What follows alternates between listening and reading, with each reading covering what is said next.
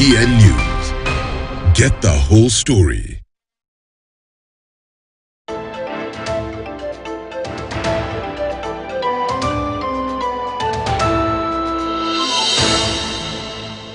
A very good morning to you. Welcome to News Diary. It is the 3rd day of April 2023. My name is Fatihia Noor.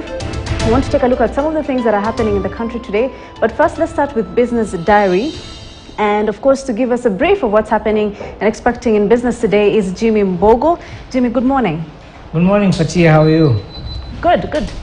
Tell us about business stories today. All right, so it has been quite an interesting 2 weeks that we've seen, starting with the demonstrations that have been happening across the country, and particularly those that have been happening within Nairobi, and the effect that has had on business.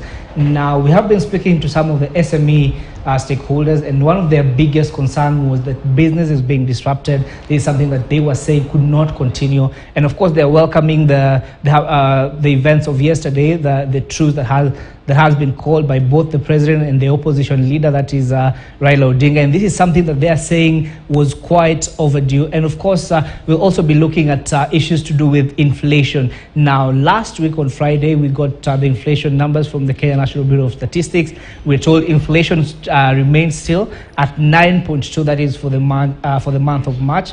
And of course, this is something that has an impact. This is the same inflation rate that was there in February. So it has remained consistent. And of course, something else that happened in the course of last week is the CBR rate that was increased by 75 basis points. That is from 8.75 to about 9.50. And of course, this has an impact in terms of how much you can be able to borrow. And of course, we expect to see banks also making those adjustments. And of course, you will remember that one of the biggest things that the central bank has been talking about is the issue of risk-based pricing as far as loans are concerned. And of course, we have banks that are actually saying that going forward, we might have Kenyans were going to pay upwards of 21% in interest on their credit. And of course, all these things we're going to put into perspective in our subsequent bulletins during the business show. Later on, we'll be speaking to the SME stakeholders just to get a sense of how they've received this news and what next in terms of the coming days, because there are, an area that they're still concerned is how long this truce is going to be there. Right, let's talk about now the inflation.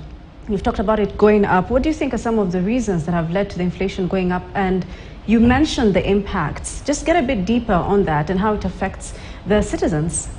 I think the biggest thing, first of all, is the issue of food inflation. The cost of food still continues to go up. This has been brought about by the drought that has been going on. And of course, everyone now has been speaking about the rains that are beginning that we are beginning to see. It was quite some time before we saw this kind of rain, and of course this is something that we expect government is going to take advantage of. Now, as far as inflation is concerned, Fatihia, this basically is your ability to purchase things. It's your ability and also how much can you be able to spend. And as far as inflation is concerned, the recommended inflation rate is supposed to be below 7%, and currently we are about 2.2% above the recommended inflation rate. And of course, I was just looking at those numbers, and when you see something like a kilo of cabbages going from about 51 shillings to almost 60 shillings per kilo, when you look at the price of a 90 kg bag, for instance, now it's retailing at about 6,000 shillings.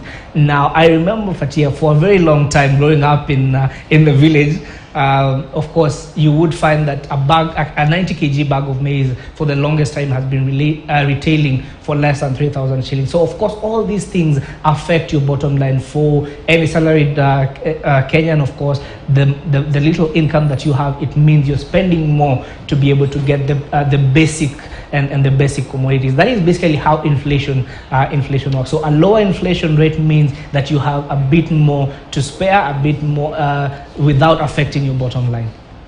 Right, you know, of course, some of the issues that Azimio initially had, of course, was the high cost of living, and you've talked about inflation. Let's go back to the demos. I know you were on the business desk when it was happening Monday last week. How different is it going to be today since it's not actually happening? All right, I think this is one of the things that business people are really looking forward to. When you look at the Kenya Private Sector Alliance, just last week they released a statement saying that they're losing close to 3 billion shillings every day. That is in businesses that are not open. That is, you're looking at traffic, the number of people, the number of customers that retail outlets would be expecting around the CBD. And as long as those numbers are affected, it means that there's no business. Even for the few shops that were able to open, it means they did not have that human traffic going in. Because you will remember, and you've seen this in some of our stories, the fact that Nairobi became a ghost town for Monday, and also we saw that happening on Thursday. You walk around and there's no traffic. That means half of the shops within the CBD were closed. Now, for majority of these retail outlets, their expectation is that we want walk-in clients. We want Fatia, who will be doing her rounds within town to see something and walk in, maybe decide to pick something, and that's how their business works. Now, once that was disrupted, that basically meant that most of these customers are not walking in. So, and again, there's the issue of burglary that was quite concerning to them. Why should I open my shop and then risk being looted? We saw a number of shops being looted. So I'm sure today, for majority of them, they will be looking forward to opening their businesses. And of course, you will remember people coming from the weekend.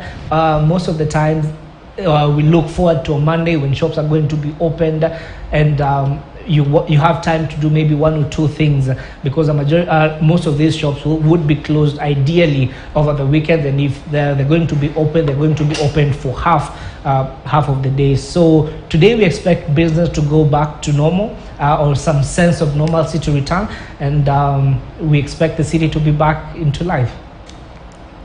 All right, thank you very much for that, Jimmy. Of course, just telling us about what's happening in the business world. I want us to now just go to Kakamega County, where we understand there's a food poisoning incident at Sacred Heart Mukomo Girls High School. And our reporter Alan Ochanda is on that particular bit.